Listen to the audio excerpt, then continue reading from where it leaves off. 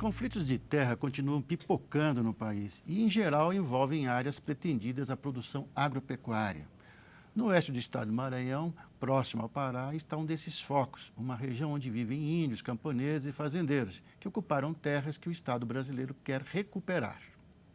Eu vou conversar agora com o deputado Everton Rocha, do PDT maranhense, que será o presidente da Frente Parlamentar em Defesa das Populações Atingidas por Áreas de Proteção.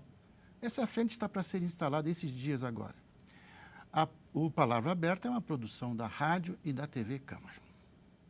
Eu não sei se é a minha introdução, porque às vezes a gente faz as introduções, parece que sabe tudo, né? E vai ver lá, quando a gente vai em loco nas situações, nos lugares, a coisa não é bem assim. Mas, deputado, por exemplo, existem vários lugares no Brasil onde há disputa, essa questão de terra. Eu falei dos índios porque geralmente envolve índios. Né? E a questão é a seguinte, não, os índios já moravam aqui há muito tempo. No fundo, o Estado brasileiro, durante décadas, não digo agora, hein, décadas atrás, não soube, digamos assim, defender, cuidar dessas terras. E muita gente, precisando sobreviver, foi lá e ocupou as terras para produzir. Eu quero saber se essa descrição que eu faço, ela cabe nessa região do Maranhão que o senhor está discutindo ou não? Olha, ela cabe completando o questionamento que nós temos feito. Eu te confesso que eu não sou ativista da área, não sou militante da área. Sim. Eu, há pouco mais de 1 ano e meio de mandato, logo no início da minha entrada aqui na casa, eu tive a oportunidade de visitar uma comunidade rural no Maranhão, e essa comunidade ela estava envolvida, né, está envolvida no conflito de uma reserva biológica, que é lá na reserva do Gurupi. Lá não é questão indígena, lá é a biológica. E aí eu comecei a conviver, visitei lá o aeroporto, que é uma das comunidades grandes que tem dentro da reserva biológica do Gurupi, visitei outros povoados dentro da reserva e tive a oportunidade de um dos trabalhadores, presidente da Associação dos Produtores de São João do Caru, a Procaru, o senhor Arnaldo Lacerda, ele muito angustiado, depressivo, junto com seu filho, jovem, um menino de 18, 17 anos, ele fez nesse dia da minha visita um apelo, saindo lágrimas do olho para que a gente conhecesse de verdade a situação lá de São João do Caru e da Aguajá. Então eu me interessei, te confesso que toquei meu coração, eu quero conhecer um pouco dessa luta, do que está acontecendo de verdade, porque esse apelo dele em dizer que tem batido na porta de muitos deputados, de muitos políticos, e todo mundo corria desse assunto como o diabo corre da cruz. Aí eu vou lá e eu quero entender o que é isso. Te confesso que eu fui, inclusive, muitas vezes aconselhado por vários colegas já mais experientes aqui na casa, me aconselharam a não entrar nesta questão, porque era uma questão muito delicada. E aí eu te confesso que é aí mesmo que eu entrei, né? Porque é da impetuosidade da juventude. E Agora, quando deputado, eu te digo que nós temos que completar, aí primeiro questionamento que vem, a nossa Constituição de 88.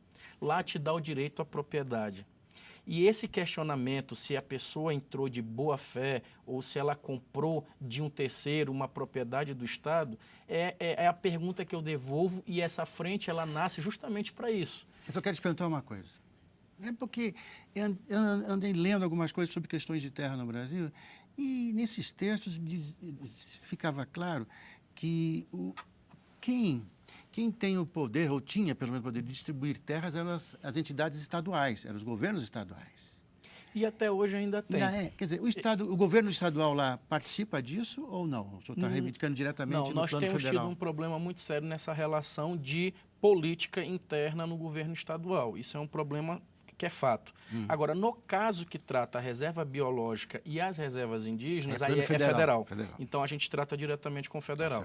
Então, qual é o questionamento? Como é que você mora dentro de uma suposta reserva que vinha há mais de 20 anos sendo questionada na justiça, e aí você tinha acesso ao Banco do Nordeste, ao BNDES, o poder público vai lá e leva energia, o poder público inclui as pessoas que moram lá dentro em programas sociais, e incentivam, através de políticas públicas, construindo escolas, postos de saúde, ou seja, você passa a parte da sua vida entendendo que você é um cidadão incluído no processo.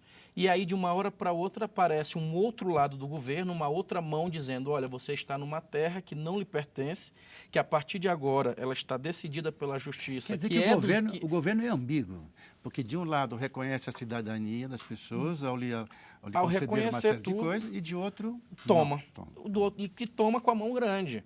Porque essa é a questão. Porque como é que você, se está num local errado, como é que o governo ajudou a dar as condições?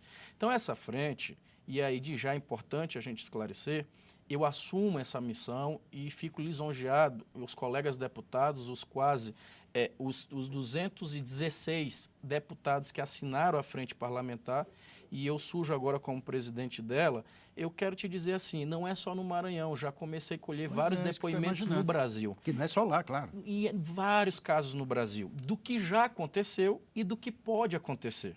E aí fica aqui a nossa preocupação, então a frente nasce com responsabilidade para chamar todas as partes para sentar na mesa. Nós não podemos ter medo de discutir o assunto. Aqui ninguém está vindo contra índio, contra trabalhador rural, contra o meio ambiente. Pelo contrário, nós queremos botar todos na mesa para a gente encontrar uma solução.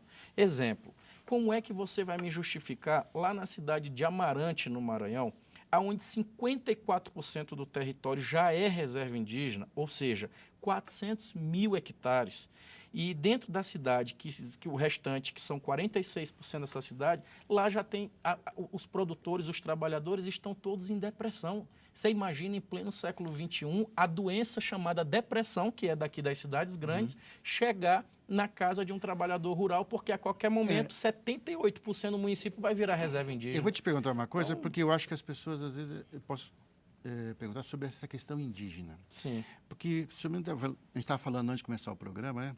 Tem o Zauá Guajá, que é o caso de São João do Caru. Esses índios são índios que ainda não tiveram nem pouquíssimo contato com o civilizado, eles são esses não. Porque ali naquela região do Gurupi, eu já li sobre isso, parece que tem grupos indígenas que pouco contato tiveram com são as comunidades isoladas que eles chamam. Isso.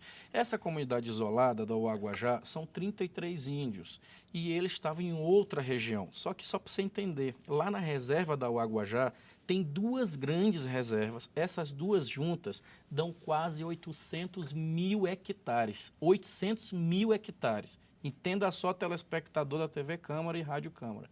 Eu estou falando de quase 1 milhão de hectares, tá? Para uma comunidade lá dentro que não passa de 300, 400 índios. Então, esses 33 índios estão justamente nessa área que agora são deles, que a Justiça homologou e está fazendo a desintrusão de quase 1.200 famílias lá de dentro para entregar 100 e poucos mil hectares de terra para 33 índios. Então, assim, você está tirando 6 mil pessoas, trabalhadores rurais de lá, né? Aqui no meu site, na minha fanpage, o Everton Rocha, o telespectador pode entrar lá e procurar as fotos de casas já destruídas e verifiquem se essas casas são de latifundiários, de pessoas ricas, de gente que tem posses dentro da sua propriedade. Não é. É de trabalhador, de gente que a sua poupança todinha foi colocada dentro daquela terra, dentro daquela casa.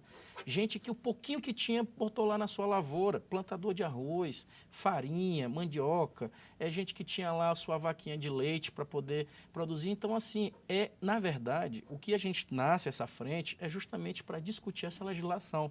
Exemplo, como é que o ano passado eu fazia parte da comissão de orçamento aqui da casa, que é a comissão mais importante do Congresso Nacional, e nós, na comissão de orçamento, nunca recebemos nenhuma frente, nenhum órgão do governo ou dessas ONGs internacionais, que é uma verdadeira caixa preta, essa que é a verdade, são os mesmos que atacam a gente e não querem discutir. Mas ninguém abriu essas contas dessas ONGs para saber de verdade onde é que eles aplicam esse dinheiro que eles recebem aí de fora e do governo brasileiro para cuidar de índio e dessa política. Tá certo. Né? Então, lá no orçamento, a gente nunca recebeu sugestão, por exemplo, de onde é de recurso para ser tratado voltado à prevenção dessa desintrusão. O que eu chamo de prevenção?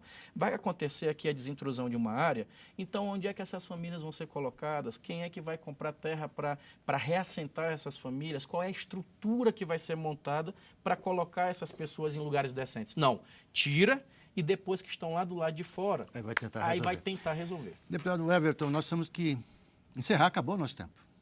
Mas depois de criada, então, formalizada essa frente, que o senhor vai presidir, tenho certeza que o senhor vai voltar aqui e vai contar para nós A nossa agenda a e agenda, como os é que vai ser a nossa trabalhos, como é que está atividade. indo o trabalho na frente, ok? Eu te agradeço pelo espaço e vamos estar sempre abertos para um bom debate. Muito obrigado pela sua vinda. E obrigado a você que ficou com a gente até agora. Até mais.